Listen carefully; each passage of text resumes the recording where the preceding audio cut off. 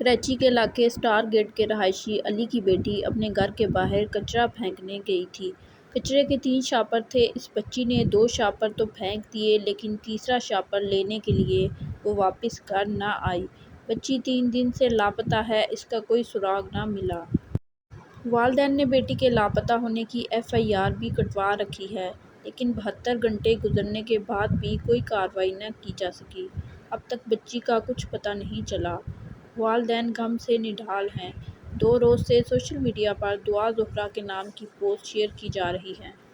آج صبح یہ والدین سحری میں JDC پہنچے جہاں دنیا کی سب سے بڑی سحری کروائی جاتی ہے۔ ویڈیو میں والدین نے رو رو کر اعلیٰ حکام سے اپیل کی کہ ہماری بچی ہمیں زندہ سلامت واپس دلوا دیں، ہماری مدد کریں۔ ان کی اس ویڈیو کو لوگ تیزی سے شیئر کر رہے ہیں تاکہ بچی کو ڈھونڈنے کے لیے کارروائی کی جائے اور بچی زندہ سلامت والدین کے پاس واپس آ جائے۔ بچی کے والدین ویڈیو میں بتاتے ہوئے کہتے ہیں کہ جہاں ہم رہتے ہیں وہاں سب کے گھروں میں کیمرے لگے ہوئے ہیں لیکن کوئی بھی کیمرہ ریکارڈنگ دینے کے لیے تیار نہیں ہے۔ ایسا کیسے ہو سکتا ہے کہ بچی غائب ہو جائے اور کیمرے میں ریکارڈ ہی نہ ہو؟ پولیس کی جانب سے تحقیقات کے دوران یہ بات بھی سامنے آئی ہے کہ 14 سالہ بچی کے والد کو تاوان کی کال موصول ہوئی تھی۔